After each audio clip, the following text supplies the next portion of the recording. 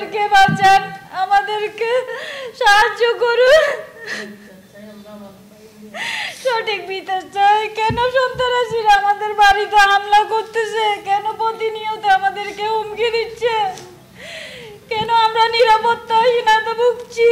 তাই বিগত 21 তারিখ 11/24 ইংরেজি তারিখ রাত অনুমান 12টা 50 ঘটিকায় সময় মনিরুল ইসলাম আজাদের নেতৃত্বে তাহার সহযোগী স্বামী কাউসার খান, লেবার সুমন, টুকাই বাবু সহ অজ্ঞাত 15 থেকে 20 জন সন্ত্রাসী দেশীয় অস্ত্রশস্ত্রে সজ্জিত হয়ে এবং ফাঁকা গুলি করিতে করিতে আমাদের বসত বাড়িতে হামলা করে ঘর ভাঙচুর করে এবং মিথ্যা মামলায় জড়াইবে বলে হুমকি দমকি প্রদান করিয়া চলিয়া যায়, যাহা সিসিটিভি ফুটেজ আমাদের নিকট সংরক্ষিত রহিয়াছে।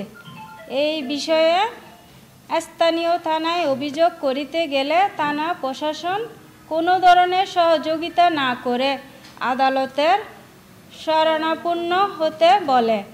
এই বিষয়ে আমার ছোট ভাই ইমরান চৌধুরী গচ্ছাড়া এবং আমাদের পরিবারের অন্যান্য সদস্যগণ জীবনের হুমকির মধ্যে রয়েছে। সন্ত্রাসী আজাদগণরা এতই বেপরোয়া যে আমরা ঘর থেকে বের হলেই মেরে ফেলার হুমকি দিচ্ছে প্রতিনিয়ত, যাহার ফলে আমরা মামলা করা তো দূরের কথা, অনাহারে অর্ধাহারে দিনপ্রতিপাত করছি।